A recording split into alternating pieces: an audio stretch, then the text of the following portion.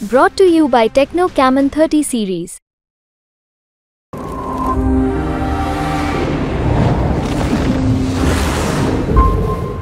जैसे मैंने कहा, ये जो पूरा इलाका है यहाँ बीजेपी, देखिए कर्नाटका से लेके बिहार तक जब हम ट्रैवल करेंगे, इस पूरे इलाके में मेरा मानना है 2019 की तुलना में बीजेपी को 5-10% का वोट का नुकसान हर जगह है। राजस्थान में ये नुकसान कंसंट्रेटेड है एक पॉकेट में। ये जो पहला फेज जहां हुआ था, जिसके बाद मोदी जी ने विचित्र विचित्र बातें करनी शुरू कर दी थी, मैं समझता हूँ राजस्थान का एग्जिट पोल उनके सामने आ गया होगा। ये जो पहला राउंड है, गंगानगर से शुरू होता है और सवाई माधोपुर तक, धौलपुर टोंक तक का आता है, यहाँ पे कंसंट्रेटेड नुकसान हुआ है बीजेपी को। और इस बार राजस्थान में 2-3 चीज़ और हुई। कांग्रेस ने वो काम कर लिया जो उसे विधानसभा चुनाव में कर लेना चाहिए था, यानी कि आरएलपी के साथ समझौता कर लिया, सीपीएम के साथ समझौता कर लिया, और साथ में भारत आदिवासी पार्टी, उसके साथ भी समझौता टाइप कर लिया। ये हुआ है। नई सरकार अपनी कुछ छाप छोड़ नहीं पा रही है। लोगों को मुख्यमंत्री का नाम भी पता नहीं है, व्यंग से गाँव में कहते हैं वो पर्ची वाला मुख्यमंत्री। तो इसलिए वो चीज़ नहीं हो पा रही जो 14 और 19 में हुई है। मेरा मानना है कि राजस्थान में बीजेपी को कम से कम 8 सीट का घाटा है।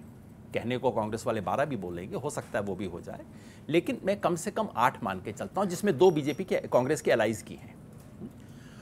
इस 8 में 2 सीट आप जोड़ लीजिए गुजरात से।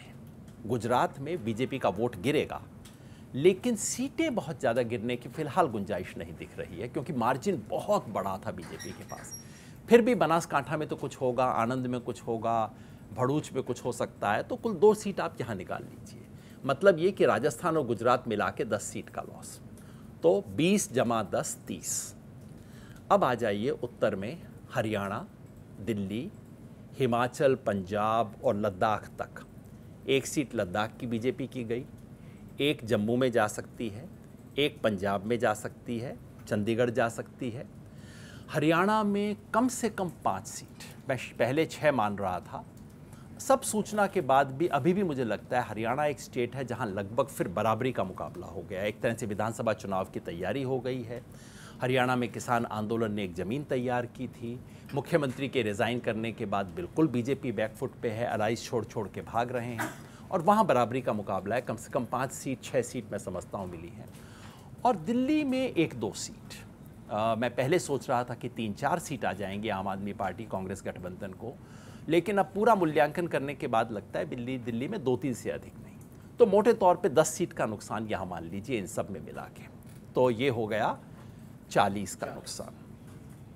मध्य प्रदेश, छत्तीसगढ़, झारखंड, यहाँ बीजेपी को उतना बड़ा नुकसान नहीं होगा जैसा राजस्थान या हरियाणा में हुआ है।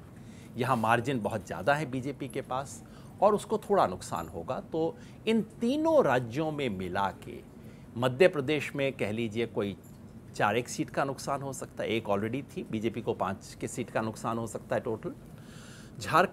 छत्तीसगढ़ में शायद 1 सीट का नुकसान है, ज़्यादा मैं नहीं देख पा रहा हूँ, बीजेपी वहाँ स्ट्रॉन्ग सिचुएशन में है।